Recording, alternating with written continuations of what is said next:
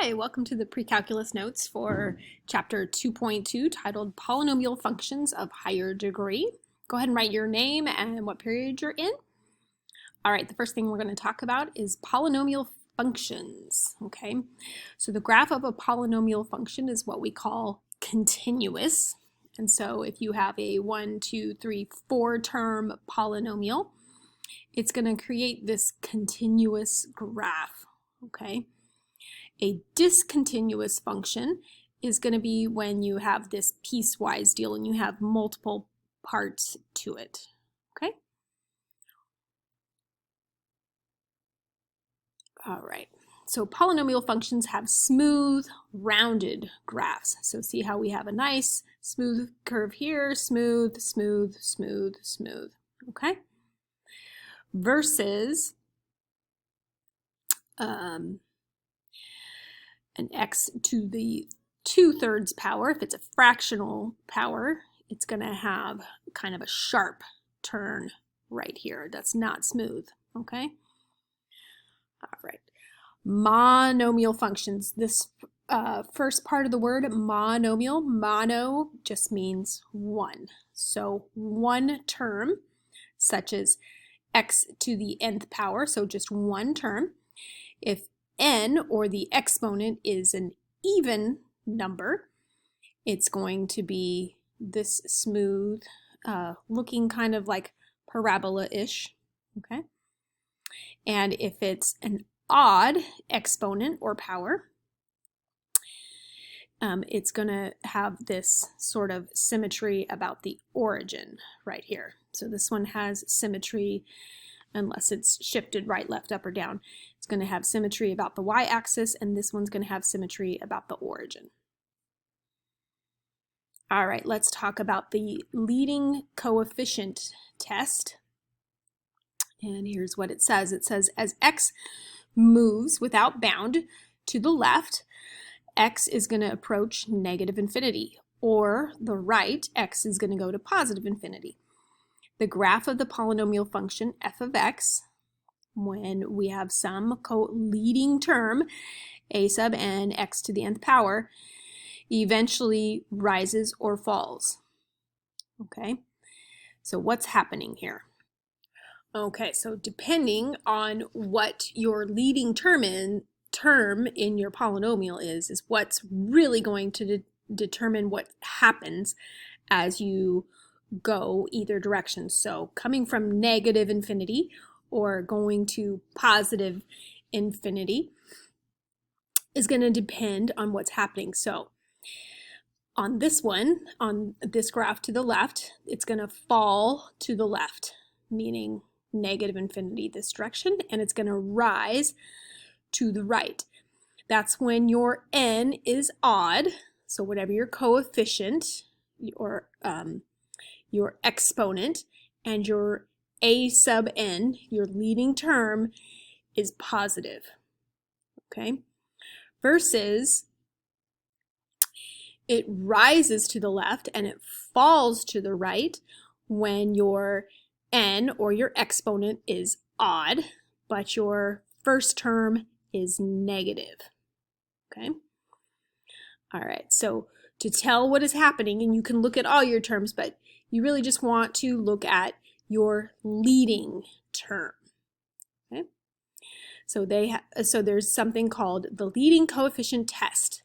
As x moves without bound to the left, as x goes to infinity, negative infinity, or to the right, to the positive infinity, the graph of the polynomial function eventually rises or falls.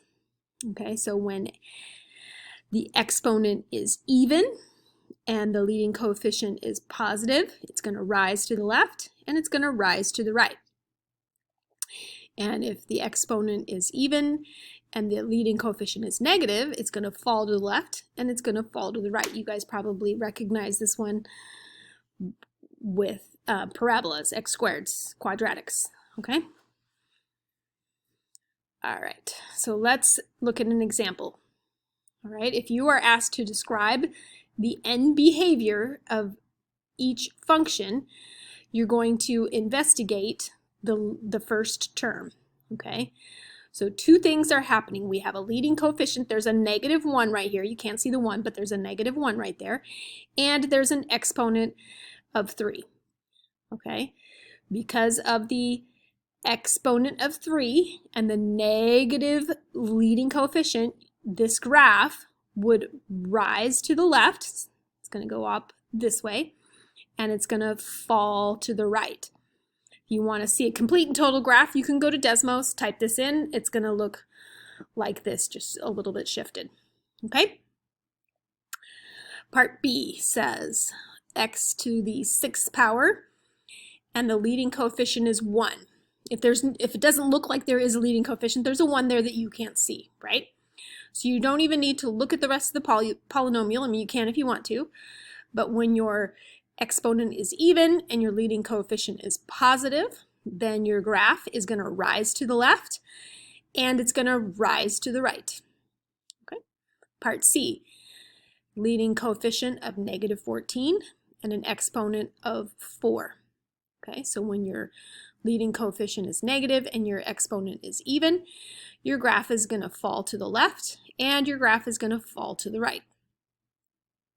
Part D, leading coefficient, I squeezed a 1 in here, and an exponent of 7. So positive and odd. So when your leading coefficient is positive and your exponent is odd, your graph is going to fall to the left and it's going to rise to the right. All right. For each function, you're going to state the maximum number of turns the graph could make. And you're going to list the x-intercepts where the graph crosses the x-axis and those where it does not cross the x-axis. I also want you to use the end behavior and sketch the graph. Okay, so here is the function. Function of x is x to the 4th plus 3x to the 3rd minus 4x squared. You're going to get the number of turns, you're going to take the highest degree or the largest exponent. If it's already in standard form, it's usually the first one. So this first term, the exponent is 4. You're going to subtract 1. So 4 minus 1 is 3. That means the maximum number of turns in this graph is 3.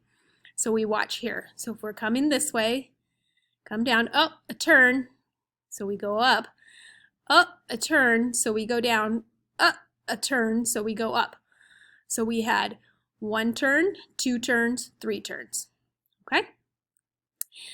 Number 2 says list the x-intercepts where the graph crosses the x-axis and those where it does not cross the x-axis.